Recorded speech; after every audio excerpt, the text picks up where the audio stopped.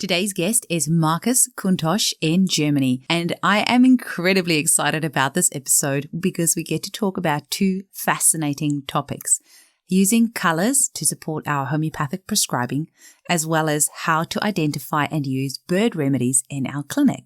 So Markus is the author of Free as a Bird, which you can purchase through Narayana Verlag, and he has been working very closely with Ulrich Walter, the author of Colors in Homeopathy.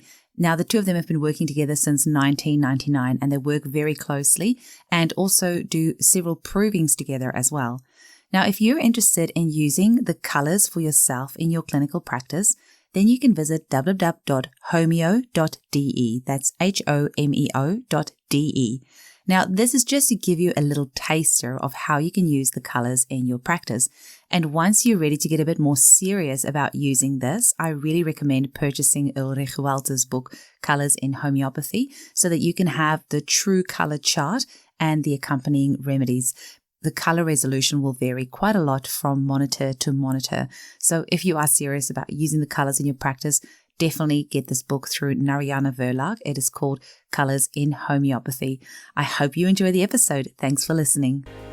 Welcome to the Homeopathy Hangout, where we discuss all things homeopathy from around the world. And now my mum and your host, Eugenie Kruger. Hello, homies, and a very warm welcome to Homeopathy Hangout. Today, we have a very special guest, our first homeopath from Germany, the lovely Markus Kuntosch. Welcome to the show, Markus. Hello. Welcome to you all. Thanks for having me. It's a pleasure. I should say Guten Tag. Guten Tag to Australia, to Down Under.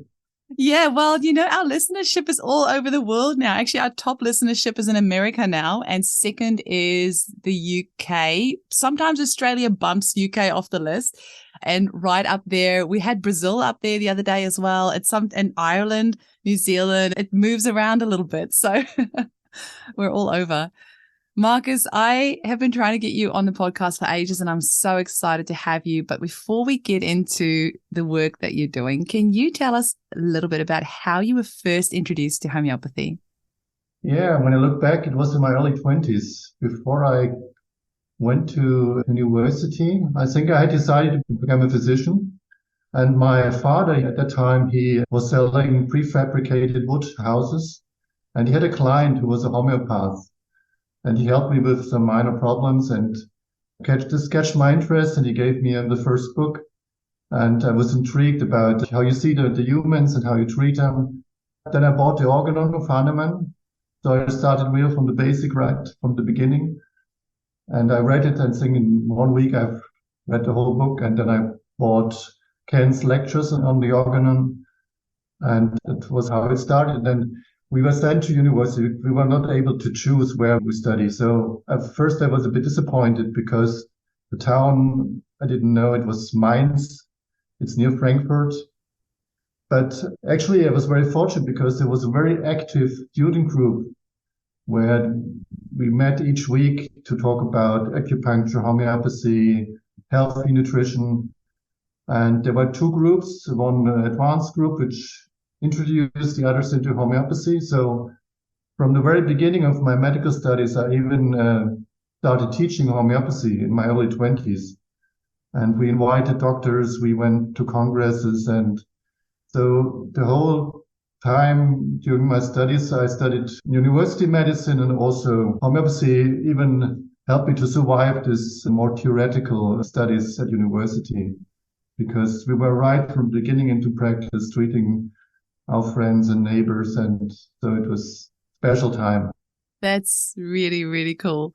And I think when it comes to natural medicine in Germany, I think most people are actually quite open-minded. We've had 4 German au pairs over the years, all young girls, and it always amazed me when they came over.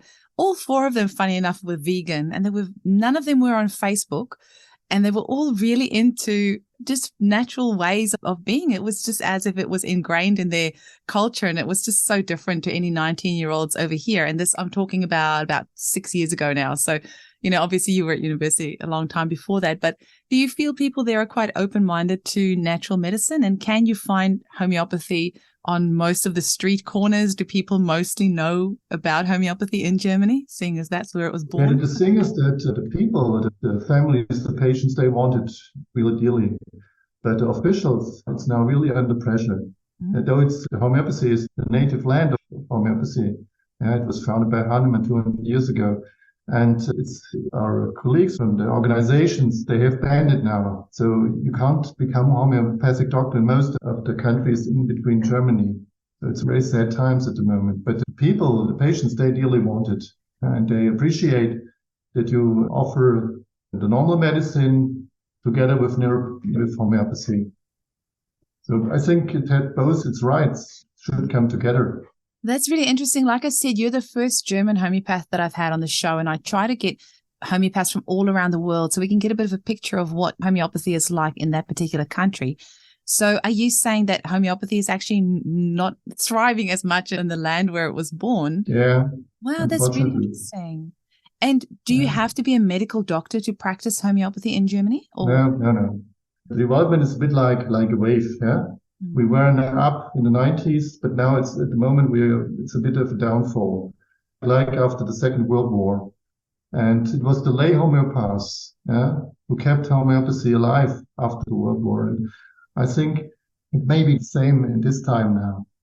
It's all about money. They don't want that homeopathy is paid by the official insurances, and so they even forbid to become a homeopathic doctor in most of the Bavaria and all in Saxony, and you can't become a homeopathic doctor. You study medicine and then you do an extra course for homeopathy, but this is not possible anymore at the moment in most of the federal states. That's very interesting. I wasn't expecting that at all. And is it easy enough to get access to homeopathic medicines? Can you buy it in most of the pharmacies there? Yeah, you can buy it in all the pharmacies. Yeah. And you can't claim from your private health insurance for homeopathy? The privates, they mostly pay it. Only a few of the non-privates, only a few pay the homeopathic treatment. So the patients had to pay a lot for themselves. So it's very cheap. Yeah? You save a lot of money when you work like this. Yeah? I would say we save about 100,000 euros each year from the way we are working, with not prescribing all these allopathic medicines. So actually it's a cheap way of treatment. And that's why it's so famous in India or in Brazil or all around the world. Yeah? Can you tell me a little bit about your relationship with Ulrich Walter as well? Because you two work together very closely, and it's from what I could research, it sounds like you've been working together for more than 20 years. Yeah, that's right. Yeah, how did you meet? Well, it's actually such a place, a clinic where I can practice normal medicine and finish my education to become a GP, general practitioner. And I was searching for a place where I can practice naturopathy and homeopathy. And through that way, I came to Kandern. And Ulrich, he knew Dr. Müller, who discovered the connection with the homeopathic remedies and the colors. And from that on, we were working together. And I was part of the process of all the books he wrote, from the handwritings, the Silver series. And it's a daily exchange. Nearly each day we go through all the interesting cases, and really great experience. That's incredible. Can you maybe, because just for our listeners, what we're going to be talking about today is using colors in our homeopathic prescribing. And we're going to have this on YouTube as well and on Rumble, because Markus is going to be sharing his screen with us shortly, and just so you get a working example of this. I've had the colors and homeopathy books on my desk for many years, and I've actually only used them a couple of times kind of half-heartedly because I wasn't confident in using it. And that was part of my reason for wanting to get you on today, because I intuitively know that this can really be a wonderful tool in clinic. So I just need you to come on today and tell me a bit about it. So can you maybe tell our listeners a little bit about how this using color preference in our patients as a way to prescribe a remedy? How did this first start? Well, it first started a very experienced colleague from Cologne in Germany. He was a pulmonologist and homeopath, Dr. Hubert Volker Müller. He was continuously searching for really deep symptoms to find good healing remedies for his patients. And one day he came over a patient with a severe depression who always wanted to stay in the dark, shut all the lockers down and shut the light out. And there's a rubric in the repertory, shuns light, which contains conium as remedy. And he interpreted this patient, he liked black as his favorite color. So it's a bit strange. The color method started with the color black, which is a negotiation of all the light and the colors. And he had the intuition to ask his other conium patients, because this one was healed from this depression with conium, if they also like black. And they did. And not only conium, also the other plant from this umbelliferae Apiaceae family, like Etosa, Cicotta, they also like black. And from that on, he developed the idea that it may be right for all the other remedies. Let's find. So the whole thing is derived from cured cases, from successful prescriptions in patients. It's no theory. It's just you do an anamnesis, you ask the patient which is his favorite color. And then when it works, when you get much better or really even healed, you note it down. And when you have, let's say, 4 cases of apis or of Formica rufa, and then you see which color do they share.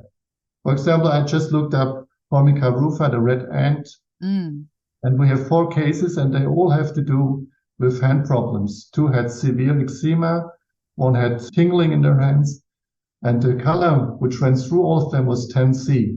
It's a light red. So you can be sure this, you can look it up in the code, where it is. And Ulrich invented this chart with the 24 colors. Mm-hmm. You can see here. Yeah. And they go from yellow, 1, over orange, red, lila, blue to green, 24. In the middle row is the row C, which is the main colors. And when you add white, you become the lighter ones. And when you add black, you become, in all you get 120 possibilities. Together with this one, you have the white, the gray. So what we do is you can use the color from the age of 3 years on. So children develop the possibility to distinguish between colors between 2 and 3 years. Okay. Before it's too confused. And this matters very much. And you do a normal anamnesis, and afterwards you can ask the patient which color do they like. Mm-hmm. They can choose 1 or 2 or 3. And you just even say straight away, I like orange, and then you can go directly to this area. It's just to narrow it down to the right. So maybe you can choose 4C, and then you look in the repertory and the color repertory on the orange, the color code 4C, which are the remedies which are in there. This is the orange 4C. You can see the acids, for example, phosphoric acid or sulfuric acid. You see some lacs, lac Leo, or some spiders. And it's the same grading as in the, let's say, the complete or the synthesis repertory. You have three grades. Yeah. And with the bold one, you have at least 2 or 3 confirmed cases with confirmed handwriting, which also looks similar. So have you included the handwriting in that as well? Yeah, you use the handwriting also as a confirmation symptom. Okay, so if that's saying bold, has that included the color confirmation and the handwriting confirmation? Yes. Okay. That's fascinating. And so if it's just a normal font, then it would have, say, 1 confirmed case. And if it's italics, say at least 2 cases. Okay. Also, I think some are also derived, which are not confirmed yet. Okay. When Müller started in his first book, I think there were 24 remedies with their colors, and now it's over 1,000. Over 1,000. And it's free on the website homeo.de. And we make updates every now and then. You can see the changes when you click here. You can see the new remedies with their color, with the grade, and when we changed it. Oh, that's amazing. So this is like, it's a work in progress. So for any of our It's a listeners, the constant work in website, progress. Yeah. and I Because think, you have a case of a new remedy, which is not known before. There's a new proving, you prescribe it, your patient is cured by it. And let's say he has he's chosen 3 colors. And then you've got another patient, and then there's colors, and you look which colors do both of them have. yeah. Yeah? So if you take the first remedy, which is added here, this is a mushroom we proved 2 years ago. Yeah. And the theme was breaking of your vertebral spine. Yeah. And the mushrooms had a lot to do with actinide series, with decay, with old age. And these both were ladies at their mid-80s with spontaneous fracture of osteoporotic bones in their column, in their lumbar vertebrae were broke spontaneously due to osteoporosis. Wow. And they have incredible severe pains. Yeah, the one couldn't sleep. They even took severe painkillers. Yeah, and this remedy greatly helped them both. Yeah, it was a proving symptoms, the feeling that the spinal column was broken, even by force. And I just said, these 2 ladies, they are just before their death, they're over 85 now. Yeah, their bone is decaying. So let's try it. Yeah? And within a week, the one could stop all the painkillers, the other could walk again. Yeah? And both choose the color 810D, and even had a similar handwriting. That's how it works, just in a nutshell. It's very, very easy in one way. That's very cool. And I see the date of change there is the 1st of June. So it's just over a week ago that this was updated. Yeah. And can you tell me about that trust column? I see some of them has 1 and 2 and some say deleted. What does that mean? So one is we have just 2 cases now. Yeah. And deleted this, you see dysprosium sulfuricum. Yeah. It was in 810D, which is red. But we've now more cases, and we see that they all choose darker blue. Okay. Yeah? So it's moved from dark red to dark blue, and that's why it is deleted. And so the trust is you get upgraded when you have more confirmations from new cases. So for example, if you have a case and he has chosen, let's say, yellow, 1C, and you have continuing years, you may have 2 or 3 other cases which show that it's not yellow, it's more orange. Yeah. Then you will delete yellow and go to orange. That's amazing. So it's a constant checking. It's finding out the essence. Yeah.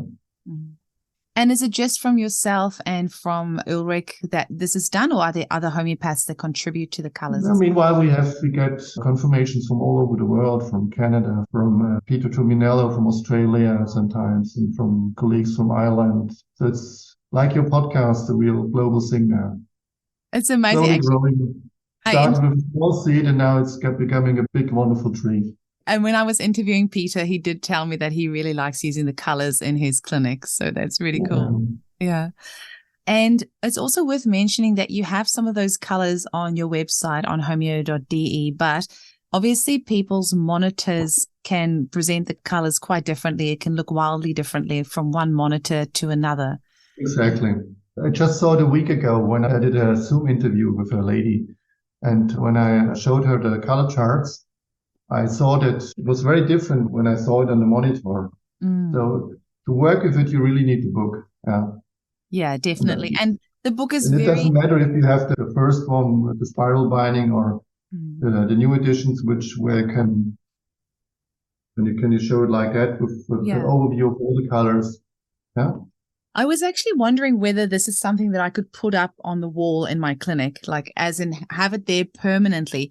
But then I was wondering, do you think it would be, maybe I'm overthinking this, do you think it would be something to have on the wall permanently? So as you're doing a consultation, a client would kind of be like looking at it and then you ask them at the end and then they've kind of had time to look at the colors? Or do you think it's better to do it spontaneous? So just open it up, say which one intuitively do you resonate with, and then close the book again? I think both has its pros and cons. To be spontaneous is the best way. If you don't think too much, you get the best results. But I know from many colleagues, they have an extended color version as well, which is available as a poster. Yes. Okay. And then you can hang it as a picture on the wall, and the people can choose from that. Yeah. But maybe we can demonstrate it with you, that maybe it's an easy way. Yes, sure. I'll be happy to be a guinea pig. Do you want me to tell you my color? Do you already know one? No, well, I always like the teals. So I would probably, if I had to choose, I would probably go C19 or maybe even D19. Let's go D19. Yeah. I always intuitively just go for the teals. Yeah. These two here. Yeah. Yeah. Okay. Yeah. And what do you do if somebody can't make up their mind? Yeah. First, you can start in many different ways. You can start with this one.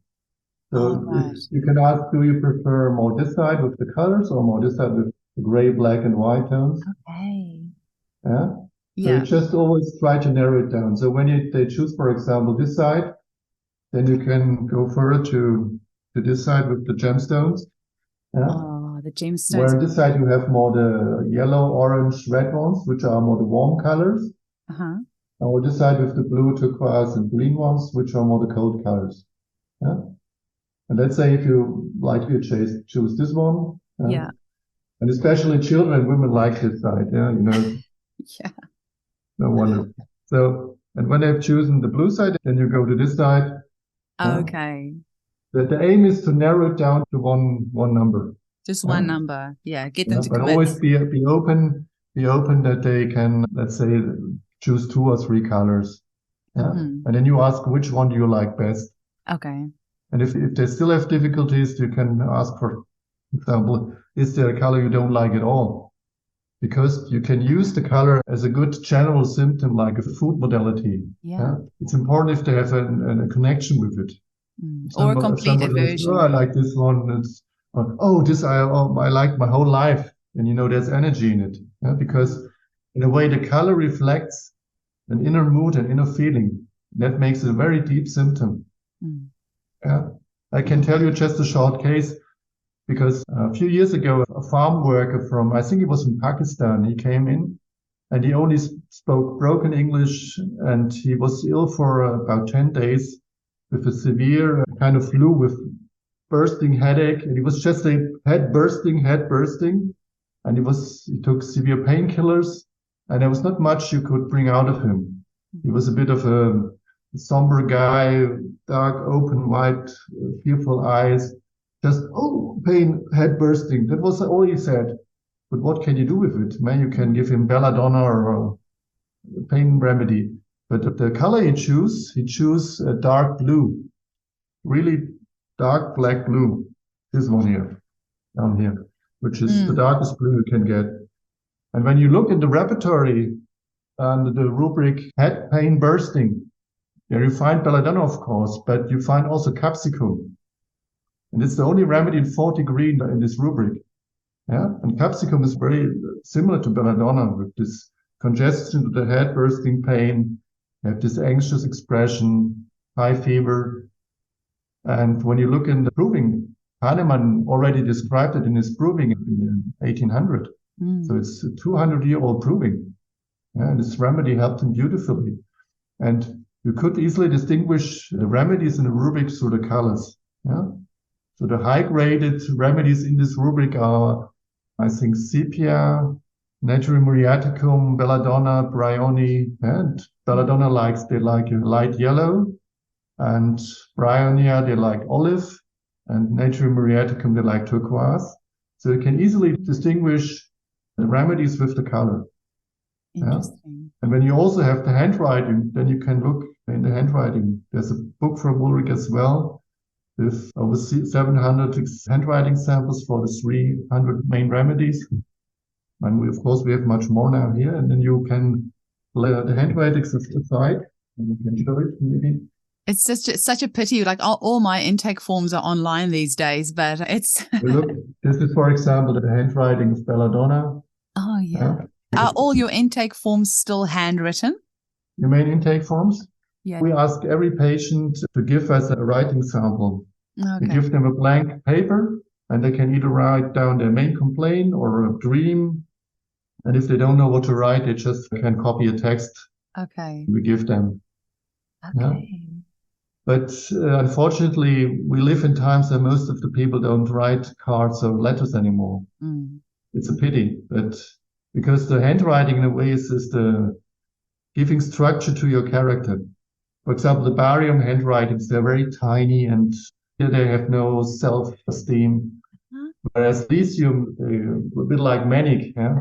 Yeah, maybe I see, we have the... Oh, that's fascinating.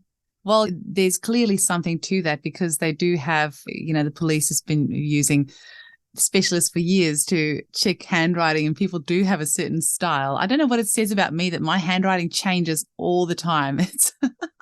And within the same sentence, it will change very quickly. It's possible as well. Yeah, you Yeah. see this, for example, in the Remedies scandium, which is a state where they don't decide which way they should go. So you see this in the handwriting. Once it turns to the left and it's upright and turns to the right.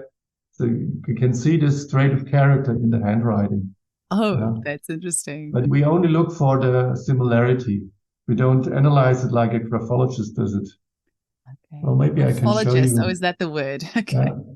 And just quick question as well, Markus, where can people get hold of the color book and also the handwriting book? I think I ordered mine from Narayana. Yeah. Yeah. And they ship worldwide. Our clinic is in the same house as the publishing company. Actually, the publishing of Narayana was reborn from the production of the color book. No, are you serious? Yeah, I am. That's very cool because they're clearly very busy because you can get any book there. It's such a great place. Unfortunately, during COVID, they didn't ship to Australia. And I think there was quite a few places in the world that didn't ship for a while there during COVID. So it was hard to get books from them. But so you are in the same building as them. Yeah. Oh, that is amazing. That would be a dream come true. I have to say, I probably just would never go do consults. I would just go sit in the publishing room and read books all day if I was there. So yeah, now it's moved to a neighbor town, but there were times when I just had to go to the next room, then I can I'm so jealous. I'm so jealous. Yeah, and in a way we were very fortunate because we had a lot of those main homeopaths from around the world as where we publish book from. Jan Skolten, Massimo Mangialavori, Tankaran, Luke Lyon, all the books of Peter Tuminello. That is really, really cool. Wow. How lucky are you to be immersed? When Ulrich wanted to publish the color book, we went to several publishing companies, but they all refused because they thought it was too risky. It was would enough people buy it? It's very expensive to produce it because usually you have a 4-color print machine. Yep. And this is printed on 8-color because they wanted the best and pure quality. Yeah. It was quite expensive and no production company wanted to take on the risk. So finally they decided to do it themselves. And from that on, this went on, the story. The public, growing ever bigger. Oh, that's beautiful. I love that. That's nice to get the little bit of a side story there as well. So can you tell us maybe a few more cases of how you've used this in your clinic? And do you use it with every single client that comes in? Do you find people's preferences change? Like the clients that you've treated over the years that you've been a practitioner, has their color preference changed over the years or does it tend to stay quite consistent? It is possible. It can change even, especially in children when they grow up. Mm-hmm. You don't stay in one development stage for your whole life. But we have cases. Let's say just yesterday I talked to a woman. She was here 20 years ago and she chose exactly the same color which she chose 20 years back. From these 100, it's sometimes really amazing. But it can change. It can, as you see, when you have a patient with a depression, they often come in dark colors. Black, and when they get better, then the color comes back into them. They present more light, and that you can see also in how they close themselves. So it can change, but it's not necessarily so. And usually we ask every patient. Sometimes we forget when we are sure of the remedy. We have also cases where you can't use it because they can't decide or they doubt it or they think too much, had too much thoughts, how and why. Then it's the best way to get it spontaneously. Yeah. This question is just for me because I love prescribing the butterfly remedies. Have you noticed that people who need a butterfly remedy tend to choose a particular color? There are some, I don't know by heart now, but I think we have colors. So yeah, we have the cabbage Pyrrhus brassicae. Yes, yeah. The So for cabbage example, butterfly. there's also a list when you look for a remedy. Yeah? Mm-hmm. What it say is Pyrrhus brassicae. It's under P. Oh, so you can reverse engineer it. That's great. Yeah. There you are. Yeah? Pyrrhus brassicae. Okay. Yeah, it has two colors so far. It's orange, 4,5C, and white. Oh, that's interesting with the white because the butterfly itself is white. So that's really cool. Yeah, yeah. They have a strong connection with the cabbage. And the other one I think we have is Inachis Io. Yeah. Oh, Inachis Io. That's the peacock, I think. Peacock, yeah. Yeah. It was a beautiful case. Oh, 3C. I have to look that color up because I prescribed that one. There was one boy, I think he was in kindergarten still, about 4 years with severe eczema. And we tried several remedies, some nosodes. And the problem was that he was very clinging to his mother. And that way that even when he was in kindergarten, he ran away. Yeah. He was so in panic that his mother would leave him, that he was abandoned by his mother, that he didn't listen to the nurses there. He just ran away, even on a big street. So it was quite dangerous. And he was very restless. He never sit still. And at one point, what shall I do with this child? I didn't see the remedy. And I get the intuition to ask, was there any moment in his life when he was still? He was so restless and fidgety. And the mother reflected for sure. And yes, there was. One day, this butterfly came and sat on his nose, And that was the only time in his life where he was 5 minutes completely still. Can you imagine that? It was crazy, huh? So I thought maybe his remedy came right to him. Yeah. And I gave it and he improved. Not only his skin improved, his fear of being abandoned improved. Yeah. And the butterflies have a lot with theme of abandonness and Oh, that's amazing. I have used peacock butterfly. There's also a beautiful story with a little 8-year-old boy who has a pituitary tumor. And it was pressing on one of the optic nerves, which was actually causing one of his eyes to atrophy. And eventually he would have gone blind from this. So we've given him several remedies to help support him. But I was looking through which remedy to give him of the butterflies. I just had the sense that that's what he needed. And I thought, well, I'll go with peacock butterfly because of the eye on there. And he was dressing in girls' clothes and only playing with girls' toys, which there's nothing wrong with that as such. But obviously because of the pituitary gland had all sorts of endocrine causing all sorts of endocrine dysfunction in his body. Yeah, in his body. So gave him this peacock butterfly remedy, and he, within a couple of weeks, started playing with boys' toys, started playing with the boys at school, started dressing like a boy, and just flourishing. And the craziest thing was that week, like about 3 weeks in, he was doing so good at school that the teacher gave him a prize. And the mum sent me this beautiful email, and she took a photo of him with his prize. You won't believe what the prize was.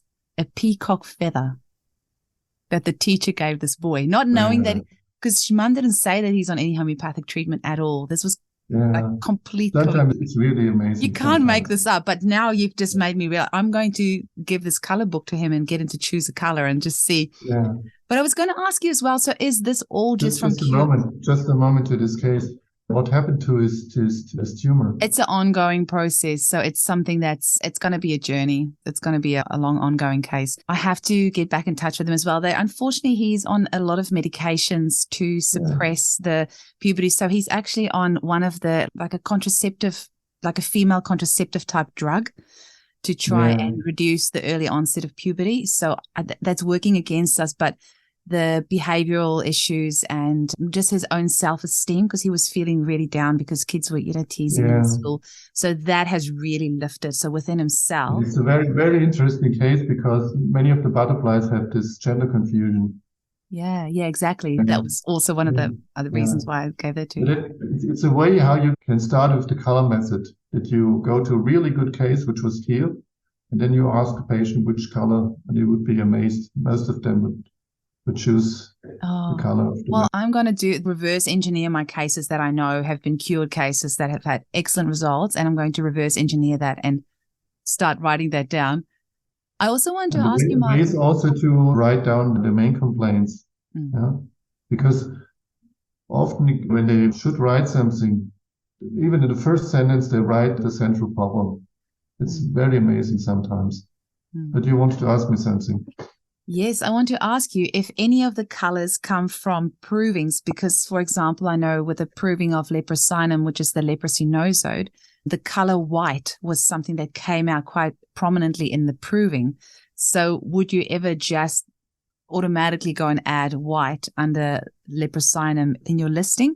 Or so do any of these colors come from proving symptoms, or is it always cured case and then you do the color? The main thing is really they come from cured cases. We know, for example, from Sarotamnus, it's Tistus covarius. It's from of the Leguminosae. It's a white, yellow flowering plant for heart complaints. And they dream in orange. They have colorful dreams, for example. Or in the proving of ozone, the 3-valued oxygen, there occurred the color black. But I would say 95% are derived from cured cases. That's incredible. Is there anything else that you can tell the homeopaths listening to the show? Because our audience tends to be about 50% home users and 50% homeopaths. So for any homeopaths listening to this that have never heard about the possibility of using color preference in their prescribing, or maybe those that have kind of played with the idea of using it, like me, what advice can you give to homeopaths to get on board with this and just give them some confidence in using this system? And what advice would you give to them on getting started? Well, Hahnemann already said when you interview a patient, try to be not prejudiced, not judgmental, or just take it as a new possibility and work with it. And make your own experience. When you start with, oh, I doubt this is nonsense, then it won't work out for you. So the best way is with every method you learn. There's not one homeopathy which is the best. There's so many good ways you can use, and in a way, homeopathy is an art. You need to be rational, you need your mind, but you also need your intuition. And that way, it's really an art. It's not mechanical work. And that's why it fascinates me, because every patient has its own unique story. You never get bored. You never are finished with learning. Even after 30 years, there come patients who have no clue at all what I should do with them. And Jan Scotten sometimes beautifully said it. When you have no clue at all, take any clue. This could be a dream. This could be an idea. It just could be an intuition. And so the thing is, when you get in contact with a new method, it's best to try it out in your clinic if it works for you. So, for example, a few years ago, we came in contact with the polarity analysis by Heino Frey, Bönninghausen method.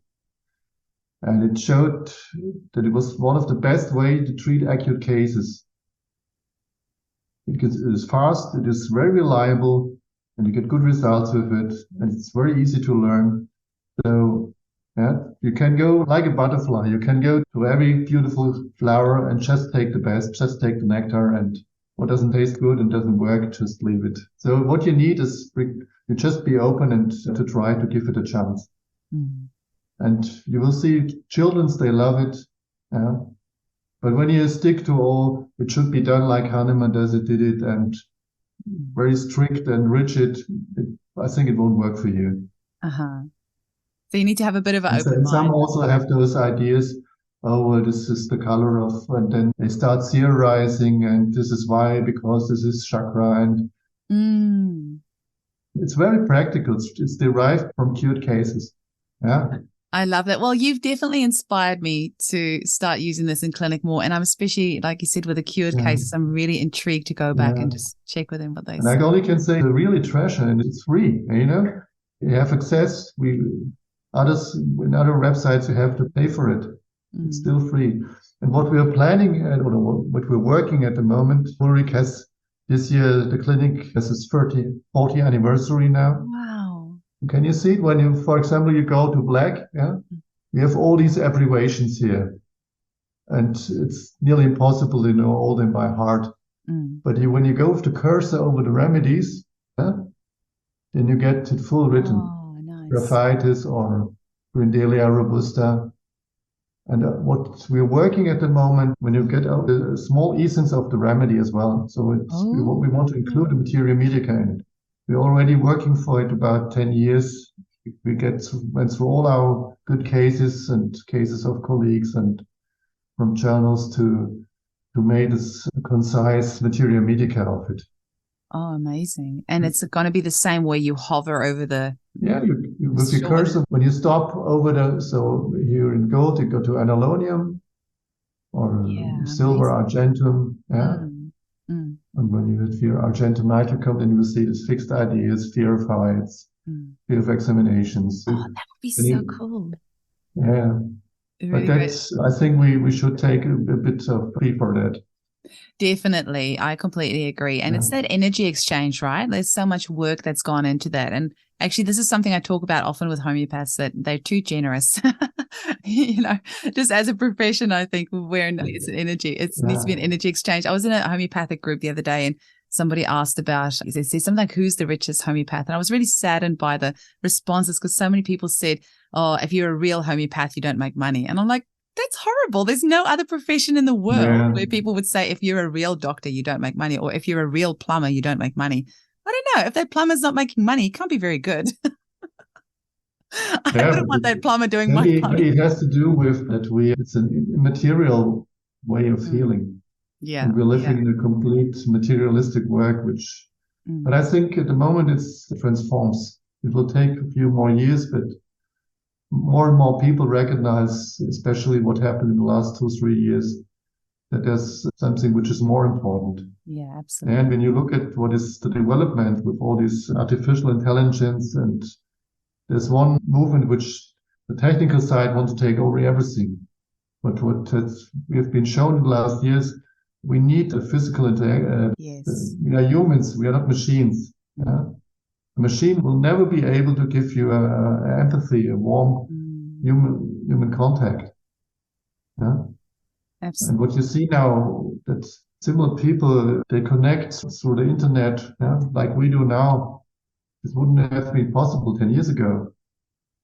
Yeah? So in a way, we can use these techniques, but in a good way. Yeah? You only do to anamnesis via internet now, via Zoom. But you can't examine the people, and you get so many good information from examinations. And it's, in a way, it's not the same. Yeah. It's not the same. When you're in the room, Yeah, and especially because often you only see the person from the chest up, whereas a lot can be happening down, like they can be tapping your desk. I have this one lady, whenever she comes to my desk, to my clinic, she's always like trying to clean my desk, like if I wouldn't have known that about her otherwise. And you don't see what they're doing with their hands or their body or even the full dress, like how are they dressed and what are they doing? The gestures are so important, and also the atmosphere. I remember a patient who did well on uranium nitricum, actinide with nitricum quality. He had a very severe asthma. And the moment he came into the room, I felt like that. Pressed to the wall, there's no space for me left. Such a suffocating presence. So you could feel this energy right away. And homeopathy is a lot about energy, which I use all your senses, not only the visual sense, which you see in the screen now. And you can sometimes you get information from the smell of their sweating or Yeah, absolutely. Or even if there's like very strong perfume, or if there's just so much that you can pick up from somebody when you see them in person. I just had the idea that sometimes you have patients, when they leave your room, the perfume stays inside for even... So I thought this may be a kind of animal energy to mark the territory, Yeah. It's not confirmed yet, but... Definitely. I think there's something in that. Yeah. I wonder, Markus, do you have time for us to talk about your book on birds as well? Because bird remedies is something else that fascinates me. And if you have some time, I would love if you can talk to us a little bit about your book, Free as a Bird. Well, it all started a few years ago. I had read the books which were available by Jonathan Shaw, and I was fascinated, but I couldn't understand it with the patients. I didn't find the remedies because the problem is there are only a few represented in the repertoire so far. But then I had a patient with autoimmune disease, which I couldn't help. And then I asked to describe her. She had diffuse pains. One was like a very sharp stitching pain in her abdomen. And that was the starting point. It made her narrower and restricted. And from that on, more and more patients came who needed bird remedies. So the focus of the bird remedies is that they're in a life situation where they can't breathe properly anymore. When you just make this gesture, they are encaged like our lungs are encaged in the rib cage, and they want to be free. They want to be. Just when you make this, you can how our bird patient feels. You can't move. It all gets tense here. You can't move, breathe properly. When you make like that, it's like. And from that on, you can.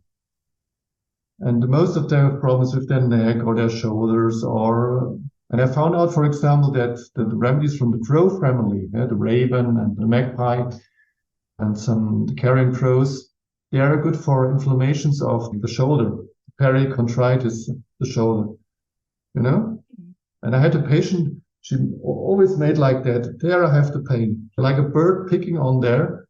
And when you look when you look at the anatomy, we have a part of the shoulder blade where the tendon of the biceps muscle is inserted. And this part of this bony part of the shoulder blade, it's called raven beak. Because it resembles, and she even made exact this gesture, how this bone looks like this. And I think, at least 10 cases now from this crow family, with some were even operated on the other side, and it started on the lateral side, and which became better with remedies from, one was, I think, jackdaw, one was carrion crow, one was raven. Wow. I have to tell you, I've only prescribed raven once, and it was with a little boy who I was just tearing my hair out on what to give him. And the only thing that I could go on, because sometimes when I've done a couple of prescriptions and it hasn't worked, then I just sit there and I'm like, okay, just empty mind. Just what is the feeling that you get from this child? And it's only ever been video. They're on the other side of the country. But the boy, he talks and he's only 3 years old, and that is his normal way of speaking. And we have a lot of crows or ravens here, and they're always like, they sound is so annoying. And this little, 3-year-old boy, that is the way that he talks, like literally, that's how he talks. So I'm like, I'm going to give you raven just because I know that is what you sound. I have no idea what to give. And you actually just reminded me, I need to go follow up with them and hear how they're going. It's amazing. I think it was 6 weeks ago, a lady, she's in her mid-70s, she came in with shoulder pains and she was talking like that. So you can imagine which kind of bird this has been. Yeah, like a pigeon, probably. Yeah, exactly. She got pitched and it was gone the next day. It was really amazing. So it's sometimes a bit magic, but I'm still working on it. So what are some words that clients will use or things that they will do that, like a homeopath is not familiar with prescribing bird remedies? What are some clues that might alert them to the fact that maybe this is something from the bird kingdom? You've mentioned a few things, but what are some other words or gestures or pathologies that you might think of prescribing a bird remedy for? A situation where they're feeling caged, to press down to the duties they have to do. Birds are airborne creatures. They are light built, and they are airborne but earthbound. So if you take, for example, very typical situation for the red-tailed hawk, for example, is that you have a husband who has a stroke and is paralyzed, and from now on you have to look after him 24 hours, 7 days a week. And your own space is completely limited. You don't feel, so it's all about feeling narrow, no time for yourself, and you want to be free. And in red-tailed hawk, for example, in Buteo jamaicensis, it's a situation that you have to look for a disabled or paralyzed partner. It is a common situation you find quite often. Yeah, you actually making it of a client. The birds, they have a higher metabolism than they have higher temperature. We have 37 degrees Celsius and birds have 40 degrees. So it's a kind of feverish hyperthyroid stage with an inner vibration. You tense, and let's say, for example, a colibri, the hummingbird. His pulse rate is over 400. We have 50. Yeah? Can you imagine? It's like, yeah. And that's what they described. Mostly they say vibrating. They can't calm down anymore. It's a constant tension. Mostly with the neck, the chest, the constriction feeling, or the shoulders. Yeah. One female patient came in. She said, "I have a lame wing." Yeah. They use specific language like wing or nest, or when my children fly away. Yeah. You say birds are very good in orientation. And I often find bird remedies also for women in the climacteric period. When the children leave their house, go their own way, take their wings, and they lose the orientation. What should I do now? I spent my whole life to nurture them, to bring them up, and then there's an emptiness. Yeah. Birds, they follow the magnetic fields. They have a very good sense of orientation.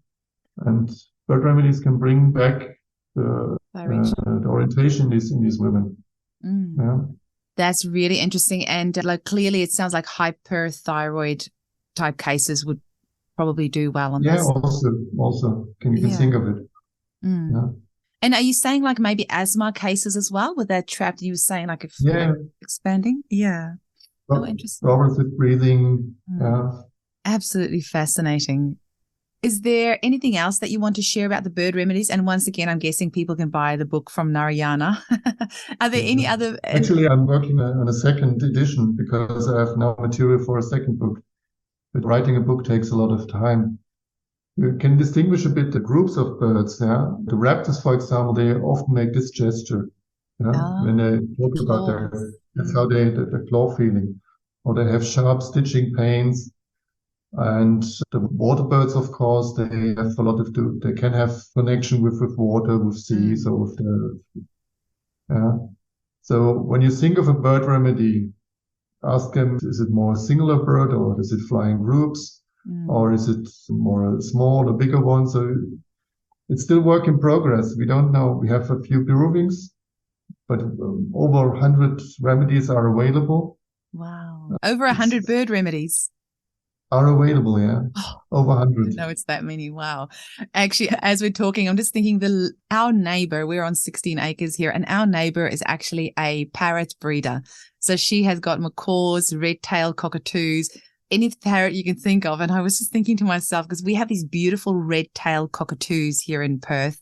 They are just gorgeous. And I was thinking that would be such a great remedy. And instantaneously, I'm thinking, no more remedies. There's too many remedies already. Yeah. Just thinking, because what you would do is, I guess, get hold of a feather and just triturate that. Or how? Do you know how many of them are made? I know they often use. I think they sometimes use a drop of. Most of the bird remedies are made from the feathers. Yeah, we did some triturations of ourselves. We did one of a fish eagle and one of the blue tit, which was very interesting. We are planning to do other this autumn. European ubu, the biggest owl. We're planning to do it in September. And some are made of eggshells, some remedies. Okay. The raven is taken from the blood. Also, the white-balled sea eagle is made from the blood. And when you triturated those, did you literally just put the feather in the trituration bowl? Yeah. With the milk sugar and triturate it? Yeah. It was very strange. From the eagle, the feather was like that big. Yeah. Yeah. How would you fit? We put a bit of the feather material and of the. But from the blue tit is a tiny little songbird which only weighs 20 grams, like an envelope. We took one feather, but it took 1 hour to triturate this tiny little. It was crazy. Yeah. It's amazing. Oh, I'm too scared to, we have so many remedies already. And actually once your brain starts going into that trituration phase, it becomes quite addictive. Hey, you just keep thinking, oh, what's the next thing? What's the next thing? Yeah. I think every homeopath should have done at least one trituration in his lifetime. Yeah, definitely. Because it's a very deep experience. Yeah. I agree. And for example, the songbirds, they usually have a theme with singing. They like to sing in choirs or sing under the shower And one day, a lot of them have dreams of flying. And once a female patient told me that she has dreams of flying, but she always flies in the night. So I thought, okay, maybe this is an owl. An owl, yeah. Should be a bird which flies in the night. Amazing. Can you tell us just a little bit about some of the themes of the owl? They have a strong connection with owls. Yeah. One of the patients, he had asthma, and he even had a tattoo of an owl in his chest. Yeah. Did you know that before you prescribed? The owls it's not completely clear with the owls now, but they have to do with wisdom. Yeah. Yeah. What is special with the owls is that their flight doesn't make any noise. Yeah. Usually when they flap their wings, the birds, then you can hear them. But with owls, you don't hear them. They don't make noise. Then they can't move their eyes. Yeah. Their eyes are fixed. So when they want to look in the other, they always have to move their head, Yeah, yeah. But they can move their head just nearly 360 degrees. Yeah, yeah. Yeah. And they have a very good hearing. Their whole image of the head is made to orient the sound. For example, the snow owls or other owls as well, they're capable to detect the mouse under the snow, which other birds, for example, the falcon, isn't possible. They cannot do it. Yeah. So they have all their specialities. Yeah. This is definitely one of the parts that I love about homeopathy, because I love the natural world and I love learning about animals, plants, minerals, crystals, all of it. And I also love languages. So I love the Latin and where the words come from, and the mythology and all these little bits that as a homeopath we have to learn about in order to understand the essence of a remedy. It just makes our job so much more fun. Hey, and you just really fall in love with the world around you all over again. And then when you see that energy expressed in a client across the desk from you, then it's really beautiful. Yeah, it's real life. You find it in films, you find it in stories, you find it in the nature, the energy. And they connect unconsciously with the energy which they like. And in a way, it's the same with the colors. You connect with the color of the resonance. Well, color is a kind of a wave. Yeah. Yeah. It's all about resonance in a way. It really is. Actually, when you say it from that point, it completely is, because the colors, they're just frequency waves, energy, and it makes sense that you would vibrate with that particular energy. Yeah. Just a few weeks ago, a colleague from Holland sang to Ulrich, and he wrote, he had a teenager with a goiter. Swelling of the thyroid, and 14B she chose. There's a light violet. Yeah. And under there he found histamine muriaticum. Yeah. And he gave it to her, and within 10 days the goiter was gone. Oh no. Unbelievable, yeah. Did he find that from the color, or was it a cured case and then he contributed? No. He saw the colors and looked through the remedies which were in there and thought which would be best. Yeah. Did you say histamine muriaticum is, histamine is a hormone which is severe allergic reactions, and it's a kind of hectic energy. Yeah. They can't wait. They get angry when they have to wait, for example. Yeah. So it's a very stressed, restless energy. Yeah. Which can be very thyroidy anyway, that restlessness. I've never heard of histamine. So it's easier with smaller rubrics, yeah. For example, when you start with this white, yellow, you only have 3 remedies in there, which is azarum, bufo, cicorium, yeah. And cicorium is in a way, it's a bit like Zina and chamomile, but in a more extensive way. And so when you have the story of a child with recurrent infections with high fever, which is very rebellious, and you hear the story that it is an unwanted child, unwanted pregnancy, even to the extent that the mother wanted to abort the child, then think of cicorium, because it's a beautiful remedy. Yeah? Wow. I will do that, because I actually, as you're saying that, I have a couple of cases of that. So I'll go and investigate that one. Holy moly, Markus, I think you've opened up a whole new world for so many homeopaths listening to this episode. It's certainly, my mind is definitely blown. I was going to ask you about the client with the owl. When you said about the tattoo, did you know about the tattoo before you prescribed the owl, or did you find that out afterwards? No, he showed it to me afterwards. Oh, and he even told me that he did his master thesis about owls. Yeah. Amazing. I had a client I prescribed the blue morpho butterfly, and she was wearing a long sleeve t-shirt. And after I said that to her, she pulled up her sleeve and there was a blue butterfly tattoo on her arm. Yeah. She did But amazing. you had to be careful because Yeah. it's only one symptom. Yes. And you need at least 3 that you can sit on a chair. You need at least 3 legs, as Herring said. So if one comes in with a beautiful teacher of let's say, a wolf on it, Yeah. it doesn't automatically mean that he needs luck hit him. Yeah. So don't be, with the birds, when we come back to that, when you ask them if they want to transform in one of the birds, let's say 80 to 90%, they say, I want to be an eagle. Yeah. So you can be distracted very easily in the wrong way.